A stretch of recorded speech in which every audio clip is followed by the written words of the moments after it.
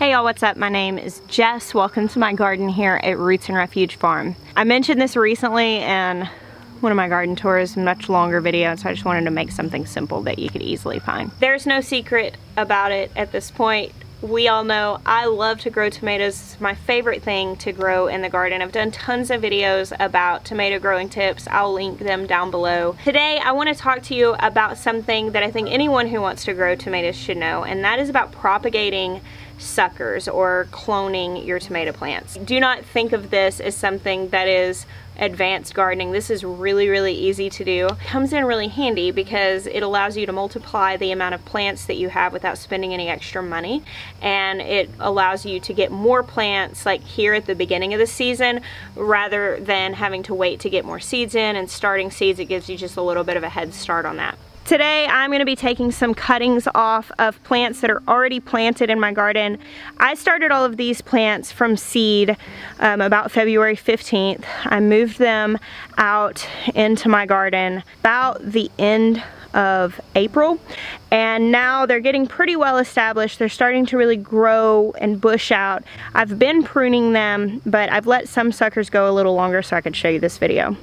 You can also totally do this with plants that you buy at the store.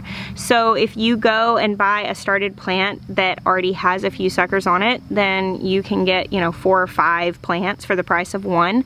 And if you put it in your garden and let it grow for just a few weeks, it's gonna start growing suckers. So let's have a little tomato anatomy lesson. This is the tomato plant. This is the main stem, and these are the branches. And here in what I fondly refer to as the armpits of the plant are these little shoots that come off.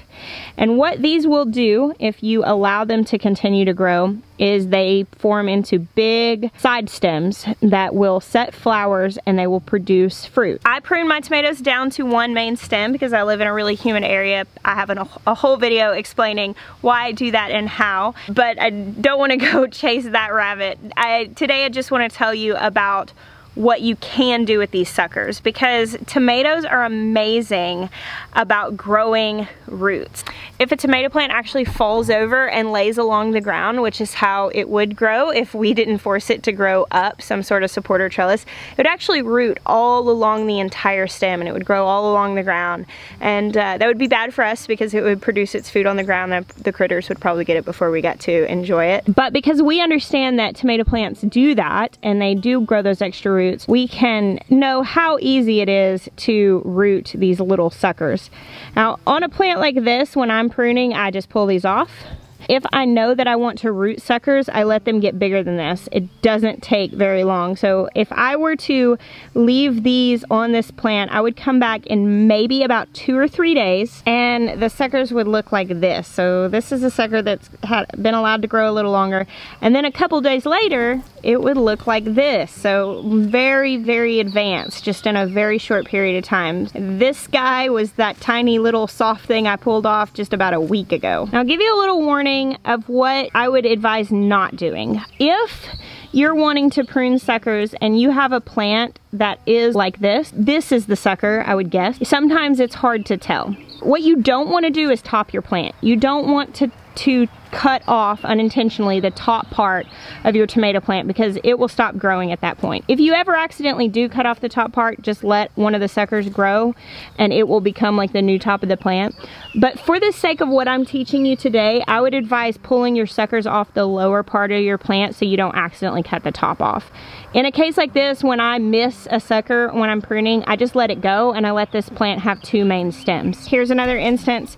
This is obviously the sucker, but it's pretty big. Now I could cut this and root it and it would do just fine, especially since it's the beginning of the season and it's not super hot. But really the ideal size for suckers is just a little bit smaller than this. So this is super simple. You're literally just gonna cut these suckers off of the plant, these little branches.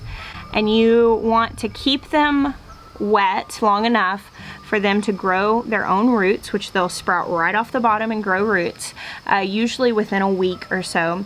and then you plant them in your garden and you have a new plant. It really is that simple.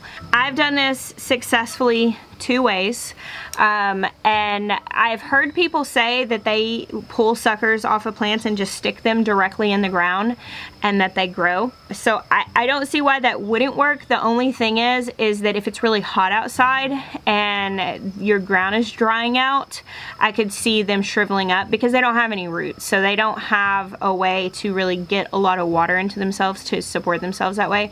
So I think that that could probably work in the right circumstances, but it might not work in all circumstances. I think this is a little more fail-proof. Here I've got a jar of water that I just pulled out of my little outside trough. So a jar of rainwater, you just use water from your sink. It would probably be preferable for it to be filtered if you have that option, but I don't think that it would make it or break it. And then I also have some little pots here with soil, and I have a bottom tray right here. I am gonna put these pots in this bottom tray. They're in this little tray just because I'm not filling the tray up, so I don't want them to fall over. And this way I can put the suckers directly in this soil, but I can put water in this bottom tray, and I know that they're not gonna dry out. So this is really my preferred method. This also works where you just cut them off and put them in a jar of water and stick them in a windowsill in your house until they root, and then go ahead and move them out. If you do that, I've never like taken great measures to harden those off again because they grew outside, and so they've never shocked or anything like that. But if you had them in your house for like weeks on end and you decided to pot them up and keep them in the house for whatever reason, you may want to slowly reintroduce those back outside. If you put them in the jar of water, just keep the water clean, changing it out maybe every 2 or 3 days in your house, and you should have roots that you can see within a week or so. And at that point, you could move those into pots like this to let them get more established. If you're not ready to put them out in your garden for whatever reason, you could go ahead and pot them up and wherever you're gonna grow them, or you can go ahead and transplant them out in the garden and just make sure they're really well watered. Today, I'm gonna be putting my suckers in these little pots because I'm gonna put water in this tray and just leave it out here on the steps of my pavilion in the middle of my garden where I'll remember them. So I've got a couple little cuttings like here, and this is from a Wild Boar Farm blue gold berries. I'm gonna put that nice and deep down into the soil because I want that to have as much contact with the soil as possible because I want it to be able to soak up water. So I got one from this Brad's Atomic Grape. This is a Sweet 100s, also a bigger sucker. And I'm using scissors to cut these off. The smaller ones you can pull off really easily, but the larger ones, you will end up damaging your plant if you rip it and it takes a lot of the side of the plant with it. So I like to cut it. I don't do anything for that open wound. It's usually fine. It heals over within a day or so. But if you pull it and you rip a large portion off, you risk introducing disease into your plant. If I've got one like this that I'm doing that's bigger, what I'll do is go ahead and pull these lower branches off so that I can put this much deeper into the soil because I want as much of this stem as possible in contact with that wet soil or in the water if I'm putting it in a jar, because all these little nubbies, you probably can't see them, but I can definitely feel them. These are the areas where they'll grow roots. So I want all of this in the jar or in the soil. And here I'm going to take a couple from this Sweetie cherry. I've got 2 of them here. I realized kind of late after I'd started all my seeds I didn't start very many red cherry tomatoes. Here on the end of my row I have a Sun Sugar hybrid, which it fell over. It needs to be supported. But I'm going to take a couple of the suckers off of here. They're still small enough to just break right off. This was a plant I actually purchased. Instead of buying 3 or 4 plants, I can buy just one for $3 or $4 and then take these later, and I'm not that far behind. It's a little behind. It'll produce a little bit after this one will, but I'll still get lots of fruit off of these and I didn't have to pay extra for them. Okay, so I'm going to water these from the bottom. So I'm just going to fill this up and they'll be able to soak that water up. And that's it. It really is that simple. They're gonna look kind of puny at first. I find that putting them in the soil, as long as you have your soil good and wet, they might not droop that hard. Sometimes they look a little rough for like a day or so and then they perk back up. If you put them in water, in a jar of water, they really don't look rough at all. They stay really green and fresh looking, and they start to grow roots. Usually you can see them within a week. You could probably use some sort of like rooting compound or some product that was used for that, but I don't. Tomatoes just grow roots so fast that I don't really see the need to add a product into it. It's just not necessary. There are some questions that come up on this. There are two different kinds of tomatoes. There are indeterminate and determinate, and an indeterminate tomato continues to grow really long as you provide it with nutrition, support, water, and sunlight. Its needs are met and you keep it protected from pests. It will just keep growing. I mean, they can get 10 feet tall easily. And most tomatoes that you purchase, like if you're going through heirloom seed catalogs, most of them are indeterminates. That's the majority are indeterminates. And if they're not indeterminates, they're usually labeled, or they're called something like bush tomato, dwarf tomato, patio tomato. Those things are usually used when describing determinate tomatoes. If you are unsure, I say this with zero facetiousness, just Google it. Like, I still double check on varieties regularly. I'll just look and see just to make sure that I have it right by Googling, is such and such variety a determinate or indeterminate, and usually it'll come up pretty simply. It's easy to find. If you are taking cuttings from determinate tomatoes, I've not done this, I don't grow a lot of determinate tomatoes. From what I understand, you need to take the cuttings before they set fruit. So like this age of tomato plants where they're just starting to maybe have their first blossoms, that would be a time that it would be okay to propagate cuttings from those plants, and they would continue to grow and set fruit.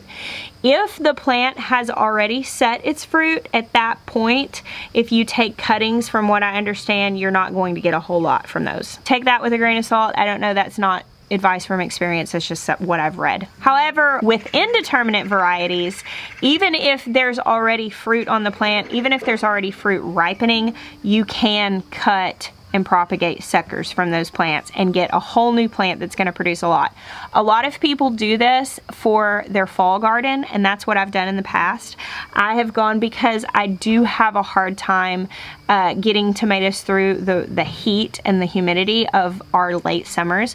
I'll go through in about July and I'll take some cuttings and I'll root those, and I will grow those plants up to grow through the fall, and they start setting fruit once the weather's starting to cool off, and they fruit until the frost comes. The thing that I've used this tip the most for, though, is like this time of year through the next couple of months, when I have friends come over that are gardeners that are looking to have more tomato plants in their garden. I'm like, hey, let's go take some cuttings off my plant, and I send people home with a mason jar full of suckers to root at their house, and I'll get photos a few months later of people sending me pictures of tomatoes and be like, hey, you know, the tomatoes from your suckers are producing now. And it's just really cool. It's a great way to get to share plants out of your garden. It's a great way if you decide late to add some space or add another bed, and you want to expand on what you're doing, but it's a little too late to start from seeds. You've already got started plants right there in your garden, which is a really good thing to have.